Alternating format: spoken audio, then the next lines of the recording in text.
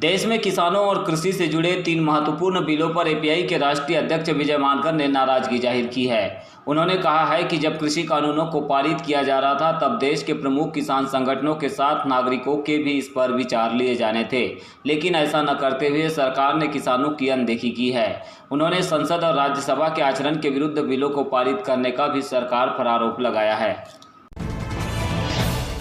देखिए, अभी संसद ने 3 बिल्स को अमेंड किया है। एक farmers produce trade and commerce promotion and facilitation bill 2020, फिर farmers empowerment and protection agreement of price assurance and farm services bill 2020 और एसेंशियल कमोडिटीज एक्ट को जो है वो अमेंड किया है कुछ अमेंडमेंट्स के माध्यम से। तो ये बिल्स को जो पास किया है, एक तो बिल्स को पास करने का तरीका जो है मैं समझता हूँ कि संसद है, हम उसका सम्मान करते हैं, उसको अधिकार है, कॉन्स्टिट्यूशन ने दिया है, पर तरीका है, कुछ प्रोसीजर्स है, खुद हाउस के कुछ रूल्स है, पर्टिकुलरली राज्यसभा में इसको वायलेट किया गया। देखिए, कोई भी लेजिस्लेशन अगर है, कोई भी बिल आ रहा है तो सबसे पहले उसका अच्छा स्टडी और रिसर्च होना चाहिए,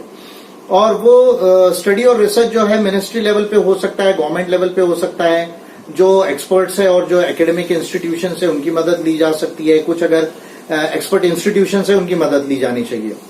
उसके बाद में बिल को ड्राफ्ट किया जाना चाहिए और उसके बाद में सिटीजन्स का ओपिनियन बुलाया जाना चाहिए। ये जो बिल था, क्योंकि किसानों से संबंधित था, तो ये जरूरी था कि जो किसान के जो मेजर ऑर्गेनाइजेशन है उनका कुछ व्यू ले लेते, भारत के नागरिकों का भी व्यू लेते, जो किसान नहीं वो भी अपना व्यू दे सकते थे।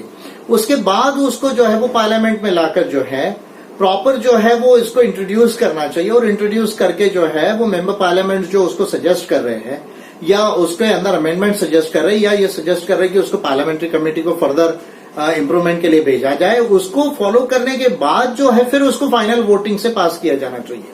लेकिन मैं समझता हूं ये रूल ऑफ लॉ में प्रोसीजर होती है, केवल लॉ बनाना ये एक अलग बात है, और रूल ऑफ लॉ की प्रोसीजर को फॉलो करना। रूल ऑफ लॉ ये फेयरनेस के लिए होता है, इक्विटी के लिए होता है, जस्टिस के लिए होता है। केवल कानून बना लेना ये कोई जो है रूल ऑफ लॉ का जो है वो एस्पेक्ट नहीं है। देखिए, और हम जिस युग में जी रहे हैं उसमें डेमोक्रेसी के साथ रूल ऑफ लॉ को बहुत ज्यादा इंपॉर्टेंस है। पर अगर रूल ऑफ लॉ की प्रोसीजर को हम फॉलो नहीं करेंगे, फेयरनेस और जस्टिस की, इक्विटी की प्रोसीजर को फॉलो नहीं करेंगे, तो मैं समझता हूं कि जो कानून बनेगा वो डिफेक्टिव लॉ बनेगा, और जब डिफेक्टिव लॉ बनेगा तो उससे जो आउटकम्स आएंगे, जो रिजल्ट्स आएंगे, वो प्रॉब्लमेटिक रहेंगे। तो मेरा ये कहना है कि अगर संसद को, सरकार को और संसद को यदि कोई अमेंडमेंट्स भी करने थे तो ये सारी प्रोसीजर को फॉलो करके करते, और जो अभी एपीएमसी मार्केट्स है, मंडीज जिनको कहा जाता है, उसके अलावा जो है अगर अल्टरनेटिव मार्केट सिस्टम को भी डेवलप करना था तो ये प्रोसीजर फॉलो करके होता, तो मैं समझता इससे ज्यादा अच्छा रिजल्ट आता। अभी प्रिवेलिंग पोजीशन में ये जो किसान बिल है उसमें कॉन्ट्रैक्ट सिस्टम को जो है वो इंट्रोड्यूस किया गया बड़े कंपनीज के साथ में, और इसका जो डिस्प्यूट रिजोल्यूशन मैकेनिज्म है वो कलेक्टर के लेवल पे रखा गया है। तो मैं समझता हूं कि जो किसान है वो बड़ी कंपनीज के साथ में जो है वो फेयरली इस बिल का जो है वो फायदा नहीं ले पाएंगे, और मैं समझता हूं कि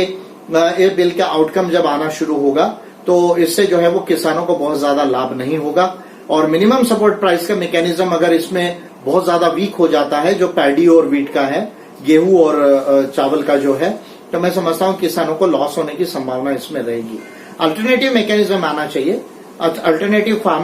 फार्मर्स के लिए अल्टरनेटिव मार्केट सिस्टम भी डेवलप होना चाहिए, लेकिन वो फेयर वे में होना चाहिए, जिसमें न्यायपूर्ण हो और किसानों को भी फायदेमंद हो। वो मुझे लगता है कि बिल इंश्योर नहीं